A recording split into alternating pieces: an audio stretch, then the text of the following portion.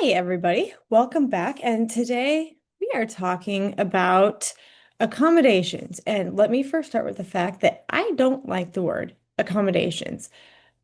I need some, and I think they get misrepresented because when I think about accommodations, I think of like um a shower handle or um like a wheelchair ramp or something like that. And I mean, those are, yes, part of it. But accommodations can be very, very different depending on who you are and what you need. So I wanted to show you this and kind of talk you through what some accommodations mean because some of them are really not that big of a deal. And, if an employee comes to you and says, I need accommodations, or if you're a recruiter or something and they say they have a disability and you're like, oh man, now I gotta provide accommodations. It's not as drastic as you might make it out to be in your head. And let me show you why.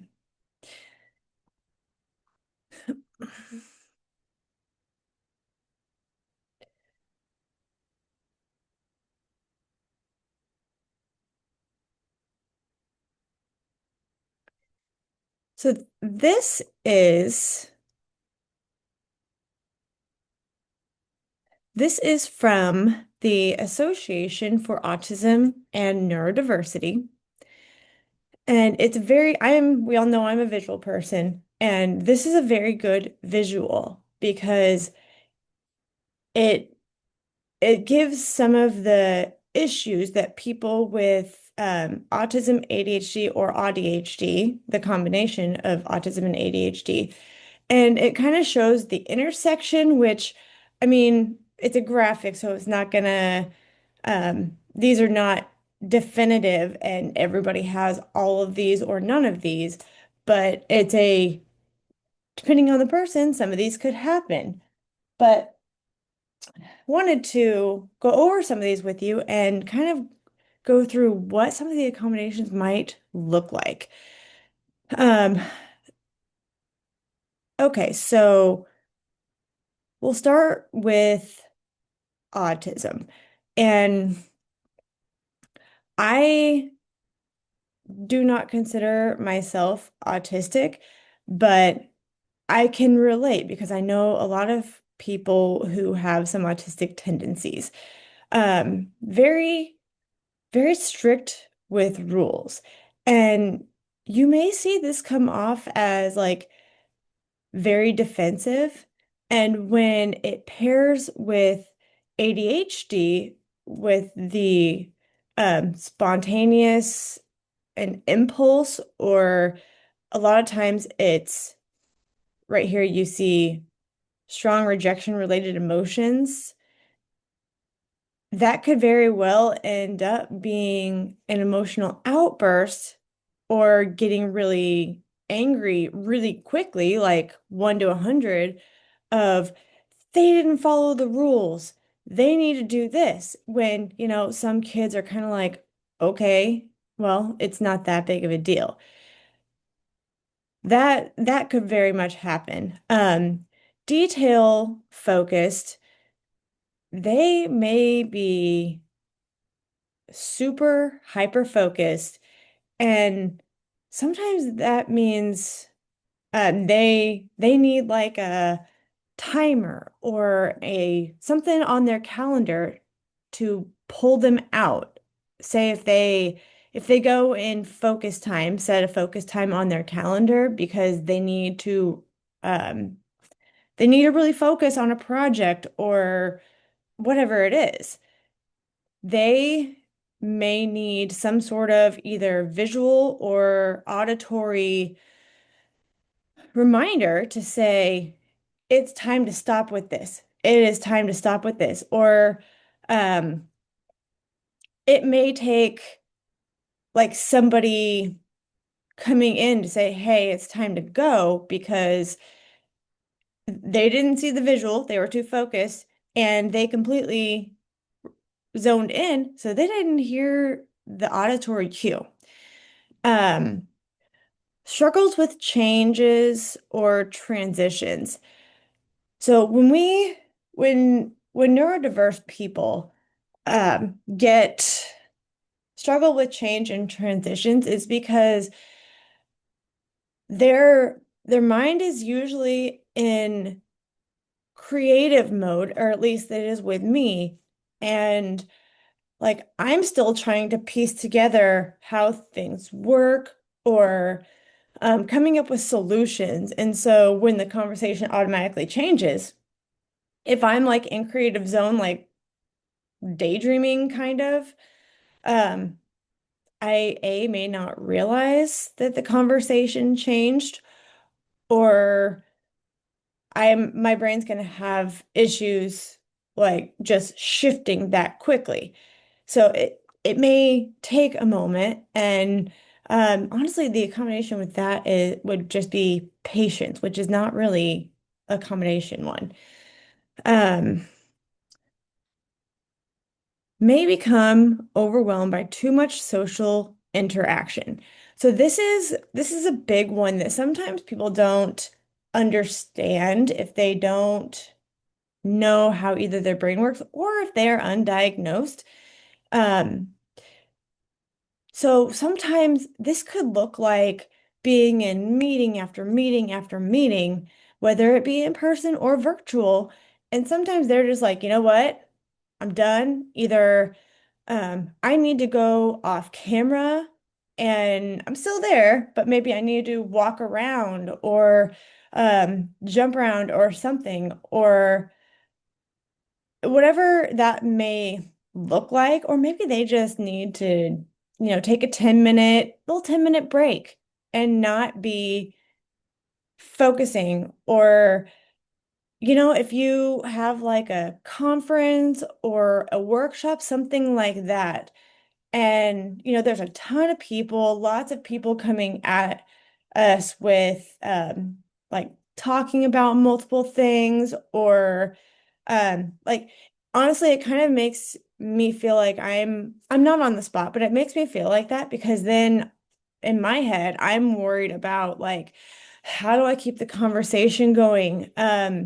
What am I going to say? Am I going to say the wrong thing? I want to be part of the conversation, so I need, a good handful of topics to be able to keep them going. But oh my gosh, am I going to remember that in the middle of the conversation? And you see how that spiral happens. And that is all before we get there because we want to be prepared. Um, okay, so let's go through a little bit of these middle ones, the kind of intersection sensory issues. So these could look like drastically opposite. They are in my house. So I cannot work with noise. I cannot focus with noise. And so a lot of people, my husband included, one of my children included, they have to have noise or else they can't focus. I can't focus with noise. And so we can't work together in the same spot. It will not work. And if I am in, like, even in going to, say, um, a really crowded grocery store, or like even to go work at a coffee shop or something, if it does not have good acoustics and noise, it gets too loud in there for me. And I'm like, oh my God, I can't handle this. I can't do it. And I do like I have filtered earplugs to be able to put in to help with some of that. But I mean, if you're like at um a concert, again, a conference, if you are um if you're just in the car after a long day, and like it's, or if you get, if it's like a weird, like, scratch, like some sort of a noise that like kind of just makes you makes your teeth want to grind. Um, all those things could just send us over the edge. Um, Restlessness, we know that one with the hyperactivity, and we always feel like we need to be doing something because if we don't go do it, we will forget it. Or um, I there's just a that sense of get up and do this, get up and do that. Stimming or fidgeting, you will usually see me either moving around or I always have a little rubber band on my arm because I always have to turn this. I have to have something to fidget so that my hands can be doing something and I can listen. Most of the time, I try to put this under the table when I'm playing with it, but I do. I think I have one in just about like everything that I have. I figured out yesterday that I now have three in my purse because why not? And they're all different. Let's see. Different sleep patterns. Yes. So it is super hard to turn our brain off and fall asleep. And so like I used to keep a notebook right next to my bed so that I could write down what was on my mind. And then I was like, okay, I won't forget about it. Or journaling is a good one. But a lot of like both of my kids listen to a nighttime kids podcast so that they have something to focus on because otherwise their mind goes crazy, their anxiety goes crazy, and all of a sudden they're thinking about all the things that are going to happen tomorrow, the things that they didn't get done, all of those things. Um, Executive functioning issues is insane. That's a huge thing.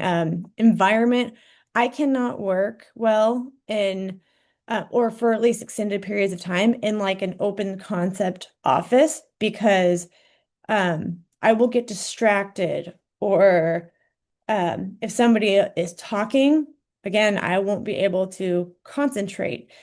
Um,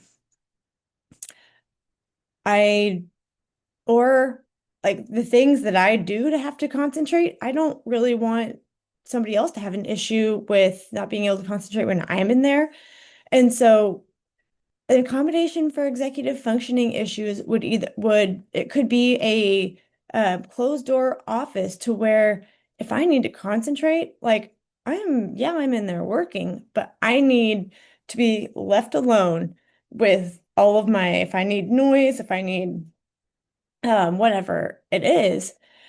And I mean, yeah, I can put a sign out and say, please come in, or knock, but like it's things like that. Or another one is time, which I believe that's on here.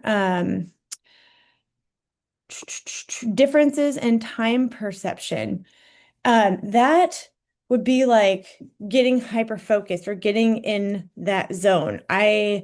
Um having having honestly, I put timers and those breaks, I put reminders in my calendar. So that way, my Apple Watch here, this could be an accommodation if needed. Um, my watch is always on vibrate because I use it as an alarm clock and I don't want to wake my husband up when I get up because I am an early bird. But it goes like it will, if I set a timer, it'll vibrate on my wrist and I'm like, oh, it is time to do that. It is time for this. And so I lose all sense of time when I get really focused on something and I there is no difference in our head from 10 minutes to an hour because we are so focused and we want to figure something out that we're like, holy cow, an hour just passed and all of a sudden we're late, we missed a meeting or whatever. And they're like time is very skewed for us, which is why a lot of people are so scheduled out. They have all of the reminders, but like accommodations might be um, a special type of calendar or special software, a special app on their phone that can integrate a lot of things and give them the reminders. Or it can be like a auditory thing where they can like almost like a Alexa or Siri where they can just talk at it and say, remind me to do this. You've heard me talk about this before. I used Todoist for that. And it sends me a text, a push notification, as well as um an email. So then if I go check my email, it's in there. I'm like, oh yeah. Or I also have a widget on my phone. So all of that is connected, and there's always some type of visual thing to remind me that, oh yeah, I need to do this, whether I can do it right then or not. Um, and then we all also need stimulation. Um, it goes in waves. So at some points I need the stimulation, but it looks different for different people.